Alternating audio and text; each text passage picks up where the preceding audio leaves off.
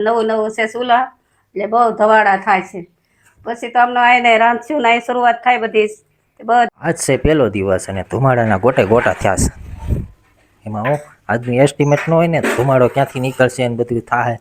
એટલે આજે જય માતાજી જય માં મોગલ હર હર મહાદેવ. કેમ છો બધા મિત્રો મજામાં ને? તો અત્યારે વાગી ગયા છે બપોરના 12 અને મેં શરૂઆત કરી છે નવા બ્લોગની કાંઈક અમારા નવા રસોડાની અંદરથી. તો અમે લોકો બનાવવા જઈ રહ્યા છીએ માટીનું રસોડું. તો આમાં બધી વસ્તુ આપણે છે ને માટીની જ વાપરવાની છે ઓનલી ફોર બીજી કાંઈ વસ્તુ વાપરવાની નથી માટીની. ને તો છે ને તો અત્યારે મારી મમ્મીએ સરસ મજાની દાળ મૂકી દીધી છે. તો અત્યારે તો હજી આજે અમારો પહેલો દિવસ છે. જેમ જેમ આ રસોડું તૈયાર થતું જાય એમ હું તમને વિડીયો શેર કરતો જાય.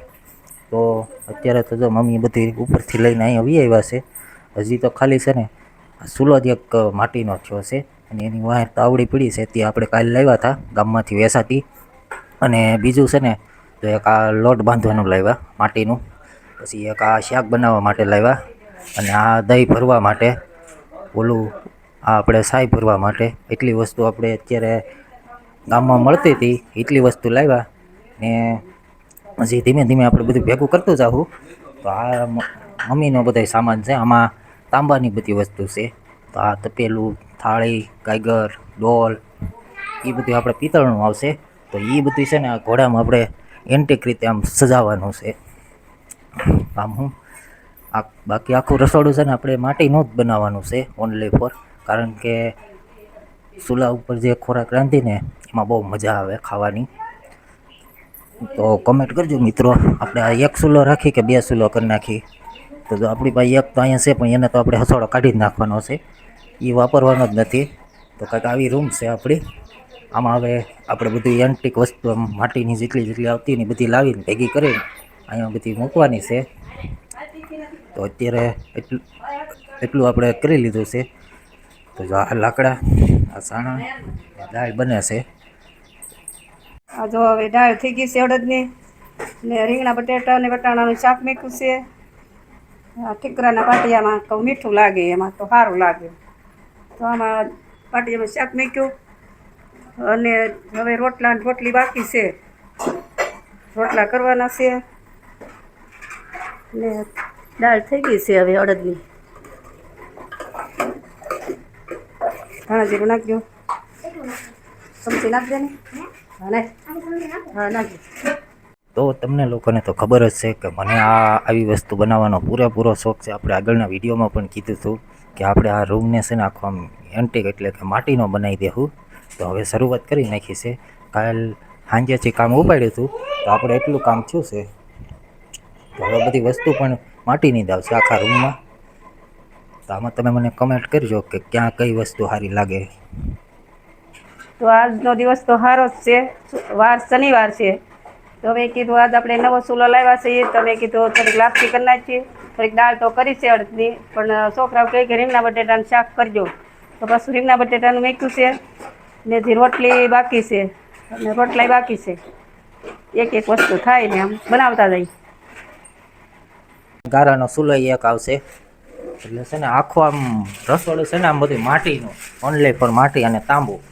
આ તાંબાની થાળીઓ જો આજ કાઢી પહેલાંના વખતની આ મૂકી દીધી હતી. આસપાસી ગોતીને કાઢી ઘરમાંથી. એ અમારા કુંજલબેન છે ને એ મૂકે છે. હાલો બેટા ગોઠવો. એ અત્યારે ભલે એમ ગોઠવતી પછી હજી એને ન્યાય કલર કરી નાખવો છે. કા બેટા કલર કરી નાખવો ને ન્યા. હા આખા રહોડામાં કલર કરી નાખવાનો છે ને પછી ડિઝાઇન તારે કરવાની. હા ત્યાં મૂકી જા થાળી. નીકળતી નથી અત્યારે મૂકી દેજા પછી ધોઈને પછી આપણે બધું હરખુંથી ગોઠવીને પછી વિડીયો હરખો ઉતારવાનો છે. આને પંખો બાંધી દેવાની એક આપણે.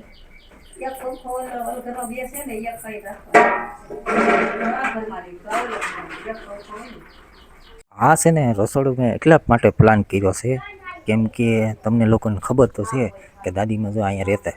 દાદીમાં ઉપર આ પંખો પડ્યો ને પછી ના પીપરીએ વયા ગયા છે. એને બીક નથી કે પાછો બીજી વખત પડશે તો એની હાટુથી છે ને હું છે ને અહીંયા આખો આમ પ્લાન કર્યો છે. અહીંયા રસોડું બનાવવાનું બધું માટીનું ઓનલી ફોર. તો અત્યારે છે ને મારી મમ્મીને છોકરીઓને જો બધું અત્યારે કામ કરે છે. હજી આમાં રસોડામાં છે ને હજી બહુ ઝાઝું કામ બાકી છે આપણે. હજી તો ખાલી એક ચૂલો જ એક થયો છે માટીનો, બાકી બધી વસ્તુ હજી આપણે લાવવાની બાકી છે અને બધું કરવાનું હજી બાકી છે. આજ છે પહેલો દિવસ અને મારા મમ્મી છે ને અત્યારે ઓલું દાળ બનાવી નાખી, એટલે અહીંથી નહીં દેખાય. અત્યારે દેશી ચૂલા ઉપર છે ને અડદની દાળ બની ગઈ છે મસ્ત મજાની. તો તમારે જોવી હોય તો હું તમને દેખાડી પણ દઉં. તો આનો આપણો એક જ ઉદ્દેશ હતો કે દાદીમાને આપણે પાછા લઈ આવવા છે, કેમ કે દાદીમાને એકલું એકલું લાગતું હતું. એટલે અહીંયા આપણે રસોડું બનાવી નાખીએ તો પછી બધા લોકો અહીંયા જ હોય અમે, એટલે હાટું મેં અહીંયા પ્લાન લીધો છે કે રસોડું આપણે છે ને અહીંયા બનાવી. ને એ રસોડું પાછું છે ને આખું ઓનલી ફોર માટીની વસ્તુવાળું, માટી સિવાય બીજું કાંઈ નહીં. તો માટીની વસ્તુમાં જે ખાવાની મજા આવે ને એ મજા એકેય વસ્તુમાં ન આવે. એટલે આપણે માટીનો ઉપયોગ કરવાનો છે બધી વસ્તુમાં, કારણ કે આમે તે મારા મમ્મીને ખબર તો છે કેન્સર છે, એટલે એના માટે તો ઉત્તમ છે, અમારે લોકો માટે ઉત્તમ છે. તો કોમેન્ટ કરજો મિત્રો, જો તમને રસોડું આપણું સારું લાગે ને તો જય માતાજી લખી દેજો એક વખત. આજ છે પહેલો દિવસ અને ધુમાડાના ગોટે ગોટા થયા છે. એમાં હું આજનું એસ્ટિમેટ ન હોય ને ધુમાડો ક્યાંથી નીકળશે ને બધું થાય, એટલે આજે પહેલો દિવસ છે. અમારા કુંજલબેને જો આખો ઘોડો શણગારી દીધો છે સરસ મજાનો. તો કુંજલબેન તમે શું કહો? હા, તમે સરસ મજાનો આમ જો ઘોડો શણગારી દીધો. હજી એમાં આપણે વસ્તુ હજી લાવવાની લાટ બાકી છે. હજી નાના નાના ગ્લાસ ને સમસ્યો ને બધું હજી લાવવાનું છે. બધી વસ્તુ છે ને માટીની તો, બીજી કાંઈ નહીં. પિત્તળનો ગ્લાસ એક નીકળ્યો છે ને ઓલામાંથી બનાવી રહ્યો એક છે. આ બધું પિત્તળની વસ્તુ છે, ડોલ, ગ્લાસ, થાળી, ટોપ, એ બધું પિત્તળનું છે ને અહીંયા એટલી થાળીઓ મળી છે પિત્તળની. એક ગાગર છે, હજી ઉપરે પીડ્યું છે જાજુ, એ બધું લાવીને આપણે અહીંયા ડેકોરેશનમાં લાવવાનું છે.